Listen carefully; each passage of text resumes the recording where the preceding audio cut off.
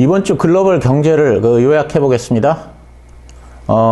이번 주 주요 글로벌 기업들에 대해서 먼저 살펴보겠습니다. 일라이 릴리 관련해서 미국 FDA가 혈당 조절 비만 치료제인 마운자로 수량이 올해 3월까지만 가능하다고 밝히면서 강력한 수요와 공급 부족이 입증되었습니다. 또한 마운자로가 최대 매출을 기록했습니다. 그리고 당뇨 치료제를 비만 치료제로 승인받은 젯바운드도 예상보다 2배 넘는 매출을 올렸습니다. 연간 가이던스도 예상을 뛰어넘게 제시했습니다. 그래서 트루이스 리포트는 일라이 릴리의 목표가를 $850로 상향했습니다. 일라이 릴리는 52주 신고가를 갱신했습니다. 한편 노보노디스크도 미국 제약회사 캐탈란트의 생산시설 3곳을 $110억 인수했는데 이건 당뇨와 비만 치료제의 공급을 늘리기 위한 조치입니다. 캐탈란트는 노보노디스크의 위고비 약물 충전 마감 작업과 포장 주사기, 주입 펜 등을 공급해온 주요 공급업체입니다. 노보노디스크는 이번 거래로 2026년부터 충전 용량을 확대하는 데 도움이 될 것으로 기대하고 있습니다. 비만 치료제는 우리가 꾸준히 관심을 가져야 할 섹터임을 말씀드립니다. 목요일 실적 발표 후 ARM의 주가가 곧바로 장중에 64%가 급등했습니다. 매출과 주당 순이익이 모두 예상치를 넘어섰을 뿐 아니라 다음 분기 전망치도 기대치를 큰 폭으로 넘어섰습니다. ARM의 최고 경영자는 이에 대해서 AI 붐은 이제 막 시작됐다고 밝혔습니다. 메타는 지난주 목요일 장 마감 후 어닝 서프라이즈 실적을 발표했습니다. 4분기 매출과 주당 순이익이 모두 예상을 상회했고 특히 온라인 광고 매출이 크게 증가했습니다. 금년 1분기 가이던스도 예상을 상회했습니다.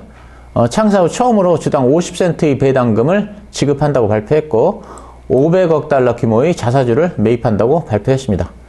호재성 재료가 넘쳐나면서 지난주 금요일에 주가가 크게 상승했고 IB들은 메타의 목표가를 $500로 상향했습니다. 그렇지만 배당을 시작한다는 건 성장이 끝난 거 아니냐는 우려도 있습니다.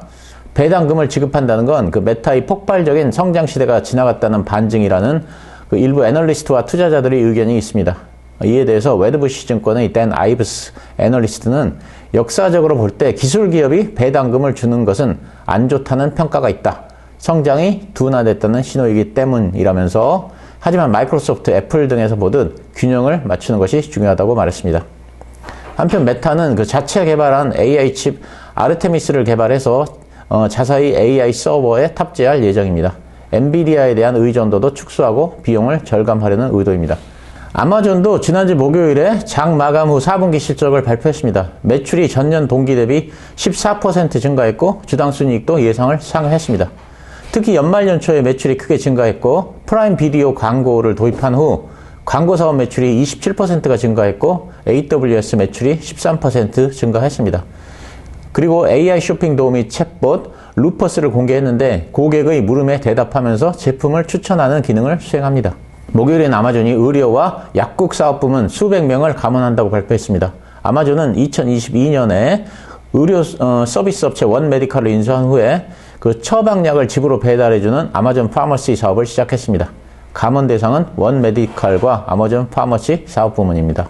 구글이 챗봇 바드의 이름을 제미나이로 변경했습니다. 제미나이는 40개 언어 서비스를 통해서 230개 국가의 서비스를 제공하는데 한국어도 여기에 포함됩니다.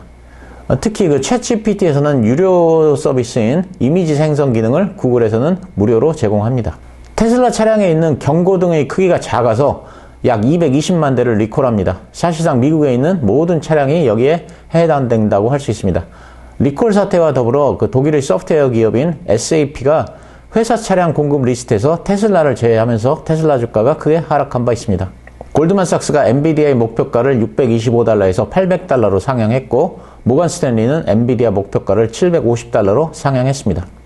반도체법에 의한 보조금 지원이 지연되면서 인텔의 오하이오 반도체 공장의 가동이 2024년에서 2026년 말로 늦춰집니다. 오하이오 반도체 공장은 $200억 투입되는 대형 프로젝트입니다. 팔란티어가 이번 주에 실적을 발표했는데 매출과 주당 순이익이 모두 급증했습니다. 매출은 20%가 상승했고 특히 대규모 언어모델이 장착된 군사작전용 AI 플랫폼인 AIP의 수요가 급증했습니다. 그래서 주가가 하루 만에 30%가 폭등했습니다. 팔란티어는 현재 진행 중인 우크라이나와 이스라엘에 제품을 납품하고 있습니다. TSMC가 일본 정부의 지원을 받아서 구마모토에 제2공장을 설립합니다. 총 200억 달러를 투자해서 자동차 산업과 고성능 컴퓨팅을 위한 12인치 웨이퍼를 한 달에 10만 개 이상 생산할 계획입니다. 또 도요타와 손잡고 차량용 반도체를 생산할 예정입니다. 구마모토에 건설 중인 제1공장은 금년에 생산을 개시할 예정입니다.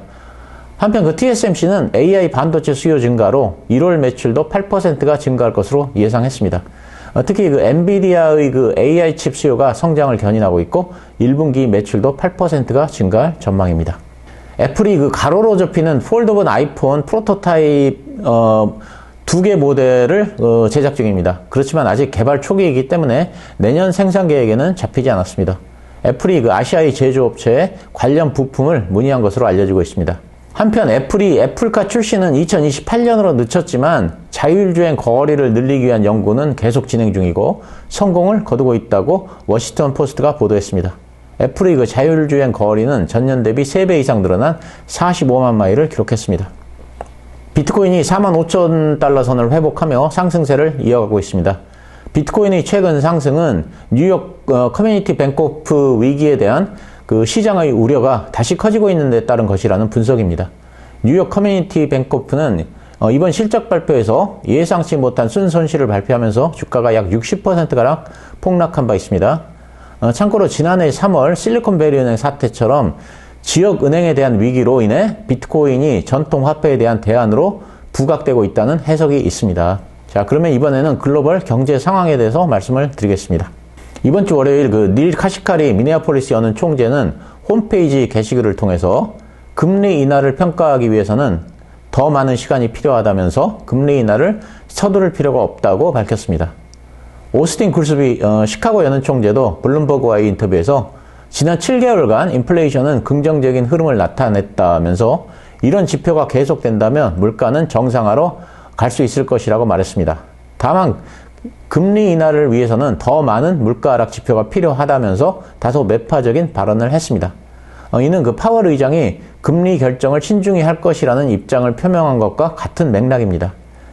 화요일에는 로레타 매시더 클리브랜드 여는 총재가 미국 경제가 강하다는 점을 들면서 강력한 노동시장 여건과 소비 관련 데이터 덕분에 인플레이션이 지속 가능하고 2% 인플레이션을 향한 적절한 경로로 돌아가고 있다는 더 많은 증거를 수집하는 동안 기준금리를 현 수준에 유지할 수 있다라고 했습니다. 그러면서 금리 인하 시점에 관해서는 올해 하반기로 예상을 했습니다. 한편 이날도 닐 카시카리 미네아폴리스 여는 총재는 인플레이션이 아직 목표치에 도달하지 않았다는 점을 강조했습니다. 수요일에는 아드리아나 쿠글러 신임 연준위원이 처음으로 공개 발언에 나섰습니다. 그녀는 인플레이션이 목표치인 2%로 돌아오고 있다는 확신이 들 때까지 물가 안정과 최대 고용이라는 연준의 두 가지 직무 중에서 물가에 집중할 것이라고 했습니다. 그녀는 물가는 둔화세가 지속될 것으로 확신한다고 하면서 다만 금리를 낮추기 위해서는 더 많은 확신이 필요하다고 했습니다. 수잔 컬린스 보스턴 연은 총재는 경기가 예상대로 흘러간다면 올해 후반에 금리 인하를 시작할 수 있다고 발언하면서 연준이 금리 인하에 나서기 전에 인플레이션이 2%대로 낮아지고 있다는 더 많은 증거가 필요하다고 했습니다. 토마스 버킨 리치먼드 연은 총재는 미국 경기가 어디로 향할지에 대한 불확실성을 고려하면 금리 인하에 있어서 인내심을 가져야 한다고 했고 닐 카시카리 미네아폴리스 여는 총재도 또다시 공개 발언에 나서면서 앞으로 몇 달 더 인플레이션이 둔화되고 있다는 데이터를 확인하고 싶다고 하면서 물가가 2% 수준에 있는지를 보고 싶다고 강조했습니다. 그러면서 올해는 2회에서 3회 금리 인하가 적절하다고 발언했습니다. 그렇지만 카시카리 총재는 금년에 투표권이 없습니다. 이와 같이 FOMC 이후에 연준 의원들의 매파적인 발언이 이어지면서 파월 의장의 발언을 뒷받침하고 있습니다. 그러면서 금리 인하에 대한 기대감 차단에 나선 상태입니다. 이렇게 연준 인사들이 매파적 발언이 이어지고 있지만 시장은 이들의 발언에 별로 신경 쓰지 않고 제 갈 길을 가는 분위기입니다. 수요일에는 재무부가 420억 달러 규모의 10년물 국채 입찰에 나섰습니다. 420억 달러는 역대 최대 규모입니다. 그래서 시장에서는 과연 많은 물량을 소화할 수 있을 것인지에 대한 우려가 있었지만 결과는 긍정적이었습니다. 입찰 결과 그 입찰 금리는 4.093%로 그 당시 시장 금리 4.105%보다 낮았고, 이는 수요가 견고함을 시사합니다. 응찰률은 2.56배로 작년 2월 이후에 최고 수준이고, 지난 6번의 평균인 2.52배보다 높았습니다. 목요일에는 30년불 국채금리는 4.360%로 결정됐습니다. 지난 6번의 입찰 평균치는 4.452%였습니다. 응찰률은 2.4배로 지난 6개월 평균 2.38배를 웃돌았습니다. 해외 투자 수요도 70.7%로 6개월 평균치인 65.6%를 웃돌았습니다. 이로써 그 국채에 대한 강한 수요를 확인할 수 있었습니다. 이는 금년에 금리 인하에 나설 것이라고 투자자들이 믿기 때문입니다. 그러니까 금리 인하에 나서면 채권 값이 올라갈 것이기 때문에 응찰에 적극적으로 나선 것입니다. 옐런 재무부 장관은 미국 하원에 출석해서 상업용 부동산과 관련해서 일부 도시에서 빈 사무실이 급증하며 타격을 입었다고 언급하면서 상업용 부동산 문제로 상당한 스트레스를 받는 일부 기관이 있다고 언급했습니다. 그러면서 고금리와 그 팬데믹 이후 재택근무 확산으로 인한 공실률 상승과 올해 줄줄이 만기가 돌아오는 상업용 부동산 대출 규모 등을 문제로 지적했습니다. 그렇지만 이는 동시에 통제가 가능하다고 밝혔습니다. 한편 그 상업용 부동산의 피해자인 뉴욕 커뮤니티 뱅콕의 주가는 지속적으로 폭락세를 보이고 있습니다. 옐런 장관은 경기와 관련해서는 노동시장은 올바른 방향으로 가고 있다고 언급하면서 노동시장은 팬데믹 이전만큼 강력하다면서 실업률이 이렇게 4% 미만에서 유지되는 것은 50년 만에 처음이라고 했습니다. 미국 재정과 관련해서는 지속 가능한 방향으로 갈 필요가 있고, 이를 위해서는 연방 예상 적자를 줄이는 것이 중요하다고 했습니다. 한편 암호화폐 관련해서는 의회가 스테이블 코인 규제를 허용하는 법안을 통과시켜야 한다고 강조했습니다. 주간 신규 실업수당 청구 건수가 직전 주보다 9,000건 감소한 21만 8천 건으로 집계됐습니다. 계속 실업수당을 청구한 건수도 187만 1천 건으로 2만 3천 건 줄었습니다. 3주 만에 강한 고용지표를 재확인한 시장은 긴축 지속에 대한 우려를 보이고 있습니다. 실업수당 청구 건수의 감소는 탄탄한 미국 노동시장의 여건이 지속되고 있음을 시사합니다. 연준은 노동시장 과열이 인플레이션 고착화를 초래할 수 있다고 보고 있습니다. 그래서 금리 인하가 늦어질 수 있다는 전망에 채권 금리의 불안세가 계속되고 있습니다. 금요일에는 미국의 수정 CPI가 발표됩니다. 미국 노동통계국은 매년 1월 소비자 물가 지수가 발표되면 직전 해외 물가 변동을 반영하기 위해서 계절 조정 계수를 다시 계산합니다. 이번 수정치는 2019년 1월부터 지난해 12월까지의 CPI 데이터에 모두 반영됩니다. 넷 얼라이언스 증권의 앤드류 브레너 전략가는 CPI 수정치가 최근에 양호한 인플레이션 지표에 찬물을 끼얹을 수 있다고 말했습니다. 시장은 그 금요일에 발표될 CPI 수정치를 숨죽여서 기다리고 있고, 이 결과에 따라서 국채금리가 요동칠 가능성이 있습니다. 중국의 증권당국은 일부 기관 투자자들의 그 주식 매도 거래를 제한했습니다. 블룸버그에 의하면 중국 증권당국이 중국 증시 상장 기업들의 주가 하락을 막기 위해 국내 기관 투자자들을 상대로 거래 제한 규제를 강화하고 있습니다. 또한 이번 주부터 일부 증권사를 대상으로 국경 간 TRS 거래액에 상한을 부여했습니다. 이는 그 중국 본토의 기관 투자자가 TRS 계약을 통해서 홍콩 증시 상장 주식을 공매도하지 못하도록 제한하겠다는 취지입니다. 또한 그 국내 기관 투자자의 그 역외 자회사나 지점이 TRS 계약을 통해서 중국 본토 주식을 매입한 경우에는 해당 주식 포지션을 줄이지 말라는 지시도 내렸습니다. TRS는 기관 투자자 입장에서는 사실상 증권사에서 대출을 받아서 투자금을 늘리는 레버리지 효과를 누릴 수 있습니다. 이 밖에 알고리즘으로 매매를 수행하는 일부 퀀트 헤지펀드는 이번 주 월요일부터 매도 주문이 전면 금지됐습니다. 이들 헤지펀드의 거래 방식이 최근 중국 증시의 소형주 급락을 초래한 주범으로 지목됐기 때문입니다. 중국 증권당국은 증시 안정을 위해서 마진 거래, 공매도 규제를 강화했다고 말했습니다. 그렇지만 그 중국 증권 당국의 이런 노력에도 불구하고 얼마나 효과를 발휘할지는 미지수입니다. 중국 정부의 그 띵크탱크는 시장 신뢰 회복이 최우선임을 강조하고 대책 마련을 촉구했습니다. 화요일 그 중국 중앙회금투자공사가 ETF 투자를 확대하면서 중국 기업들에 대한 투심이 강화되고 있고, 중국 당국은 기관들의 주식 투자, 상장 기업들의 자사주 매입을 장려하고 있습니다. 또한 그 신규 증권 리파이낸싱을 중단하고 공매도 규제를 강화하는 등 증시 부양에 적극적으로 움직이고 있습니다. 그리고 시진핑이 중국 증시 브리핑을 받으면서 부양책이 본격화되기를 기대하고 있습니다. 미국은 요르단에서 미군 3명이 사망하고 25명이 부상당한 공격에 대해 보복 공격에 나섰습니다. 3일에 이라크와 시리아 공격으로 보복 공격을 시작했고 4일에는 예멘의 후티를 공격하는 등 연이틀 대규모 군사작전에 나섰습니다.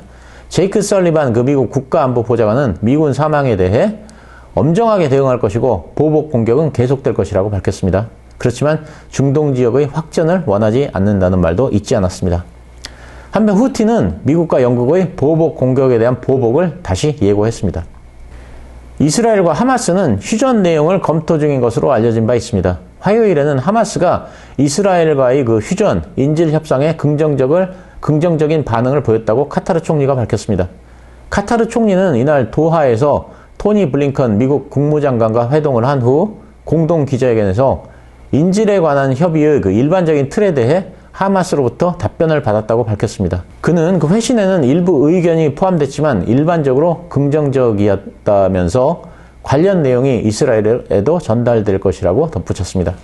하마스는 성명을 통해 카타르 총리가 밝힌 바와 같이 휴전 제안에 긍정적이라면서도 완전한 휴전과 교전 중단을 원한다고 밝혔습니다. 그렇지만 이스라엘은 비교적 짧은 기간의 교전 중단을 원하고 있는 것으로 알려집니다. 이와 관련해서 미국 블링컨 장관은 아직 해야 할 일이 많다면서도 미국 블링컨 장관은 아직 해야 할 일이 많다면서도 우리는 합의가 가능할 것으로 보고 있으며 합의는 필수적이라고 믿고 있다고 말했습니다. 미국과 이스라엘, 카타르, 이집트 등 4개국은 중재안을 마련해서 하마스 측에 전달한 바 있습니다. 그렇지만 미국의 휴전 협상 중재에도 불구하고 이스라엘과 하마스 간 갈등이 다시 고조되며 목요일 국제유가가 3%대 급등했습니다. 전날 이스라엘 네타야후 총리는 기자회견을 통해서 하마스가 제안한 인질 교환 등 휴전 조건을 공개적으로 거부하고 교전을 지속하겠다고 밝혔습니다. 블링컨 미 국무장관의 방문 직후 휴전 무산 가능성이 커지면서 WTI가 3% 이상 상승하면서 76달러를 기록하고 있습니다. 한편 미군은 이란에 대한 보복 공습으로 중동 불안을 증폭시켰습니다. 미국 중부사령부는 성명에서 이라크 수도 바그다드에서 친이란 민병대 카타이브 헤즈볼라 지휘관을 제거했다고 밝혔습니다. 그리고 중동 지역 내 예멘 반군 후티의 홍해 선박 공격이 지속되면서 미국의 의류, 신발 협회 등은 선상 보호를 위한 각국 정부의 지원을 호소하는 성명을 내보내는 등 공급망 불안이 재차 고개를 들고 있어서 불안한 상태입니다. 오늘은 이번 주 글로벌 경제와 글로벌 기업들에 대해 간단하게 말씀드렸습니다. 모두들 설날 잘 보내시고 새해 복 많이 받으시기 바랍니다. 감사합니다.